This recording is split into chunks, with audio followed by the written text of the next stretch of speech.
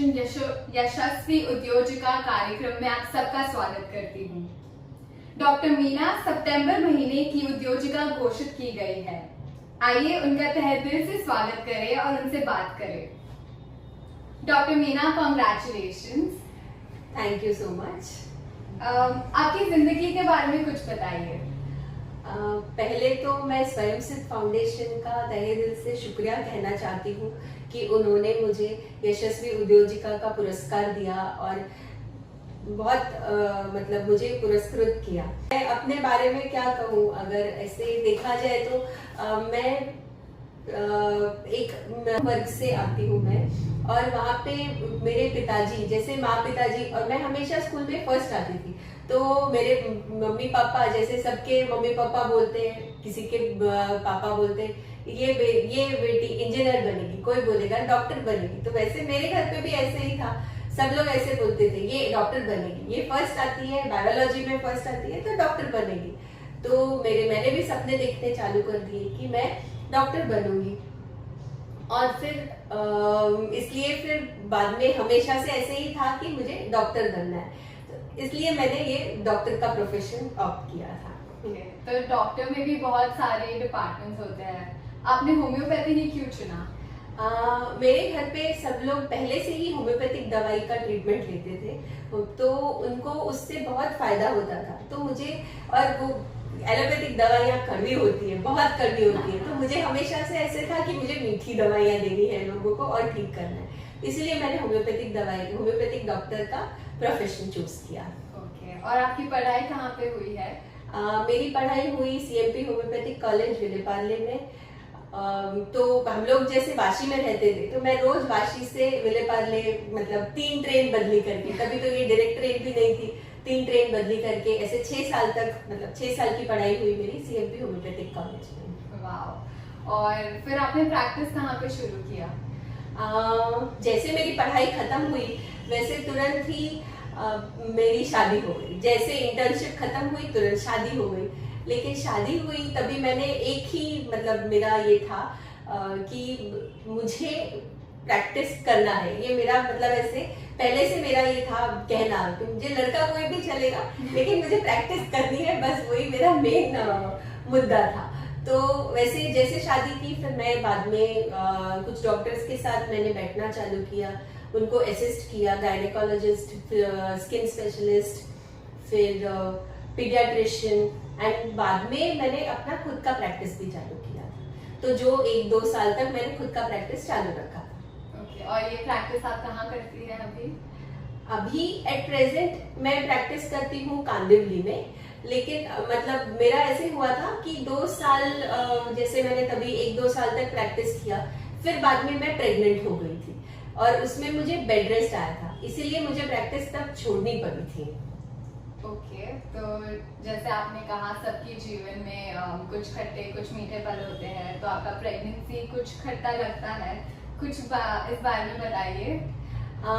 ऐसे हुआ था कि प्रेगनेंसी, मतलब मैं प्रेग्नेंट हुई तो मेरा ऐसे लगा कि मेरा एक सपना पूरा होगा। अब हर औरत की जिंदगी में होता है कि माँ बनना एक सपना होता है, तो वैसे भी मेरा भी वैसे ही था, लेकिन क्या हुआ कि मेरी डिलीवरी जल्दी हो गई, 6.5 महीने पे ही हो गई, प्रीमेच्योर डिलीवरी हुई थी मेरी, तो इसलिए काफी मुश्किलें आई।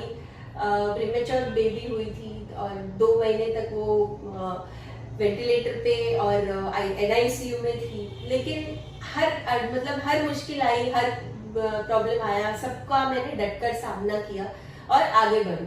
तो 10 साल पूरे मैंने मेरी बेटी को दे दिए थे। मैंने कुछ प्रैक्टिस सब छोड़ दिया, पूरा मेरा मेडिकल का कैरियर पूरा मैंने मेरी बेटी के लिए यूज किया और उस पर काफी काम किया मैंने, और वो अब काफी बेहतर है।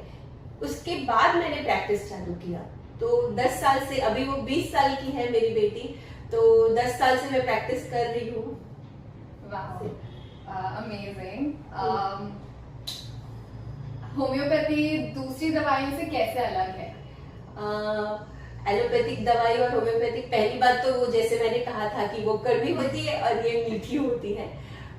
दूसरा, एलोपैथिक दवाई में ऐसे होता है कि जैसे तुमको बुखार है तो उस हिसाब से दवाई दी, तुमको सिर दर्द है उस हिसाब से दवाई दी, तुमको मतलब कोई भी प्रॉब्लम हो, ये नहीं आ रहा तो उसको आने की दवाई दो। ऐसे हर एक प्रॉब्लम के लिए एक एक दवाई होती है। और बल्कि होम्योपैथी में ऐसे होता है कि हम शारीरिक और मानसिक सबकी विशेषताएं, पूरे शरीर की विशेषताएं, शारीरिक मानसिक विशेषताएं कंसिडर करके दवाइयां देते हैं पेशेंट को। तो इसलिए कोई भी बीमारी हो वो पूरी जड़ मूल से निकल जाती है और पेशेंट ठीक हो जाता है। ओके, और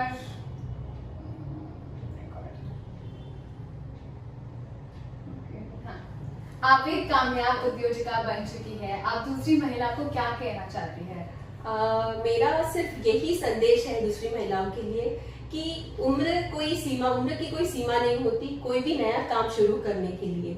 अब मैंने मतलब 10 साल की बेटी होने के बाद सारा काम चालू किया और अभी सिर्फ 1.5 साल हुए हैं मैंने अपना खुद का क्लिनिक खोला है कांदिवली में, वो भी अपनी बेटी के नाम पर रखा है मैंने, मैत्री होम्योपैथी क्योर। तो मेरा ये मानना है कि औरतों को सिर्फ एक माँ, एक बेटी, एक पत्नी वो दर्जा नहीं मिलना चाहिए, उनको एक खुद का मुकाम होना चाहिए उनका। तो वो बनाने की कोशिश कीजिए, कोई भी उम्र कोई सीमा नहीं है उसकी। ओके, और अब आज से आपका क्या लक्ष्य है भविष्य के लिए? भविष्य के लिए ये लक्ष्य है कि मुझे बहुत सारे लोगों तक पहुंचना है, मुझे बहुत लोगों को ट्रीट करना है, मतलब उनको ठीक करना है, हर एक टाइप की बीमारियों को करना है। मैं इधर यहाँ पे प्रैक्टिस करती हूँ, एक ट्रस्ट में प्रैक्टिस करती हूँ। तो वहाँ पे तो लोग पैसे भी नहीं, मतलब बिना मूल्य का ट्रीटमेंट देते हैं हम वहाँ पे। तो वहाँ पे बहुत अच्छा लगता है जब हम जाते हैं, तो ऐसे लगता है कि मैं और लोगों तक पहुंचूं। मेरा खुद का प्रैक्टिस तो चालू रहेगा ही, लेकिन साथ में वो भी चालू रहेगा क्योंकि मुझे ज्यादा से ज्यादा लोगों को ट्रीट करना है और उनको ठीक करना है। ओके, आप ये संस्था से कब और कैसे जुड़ी?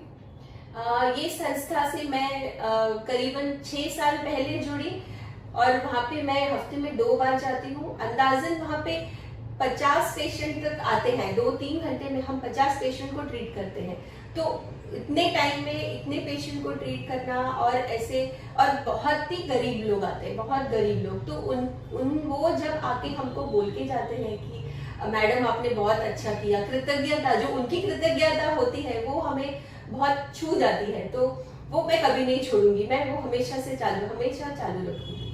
ओके, डॉक्टर मीना, आपसे मिलकर मुझे बहुत अच्छा लगा और आपने आपका अमूल्य समय दिया, उसके लिए शुक्रिया। Thanks a lot. मैं भी स्वयं सिद्ध फाउंडेशन को थैंक यू बोलना चाहती हूँ फिर से एक बार।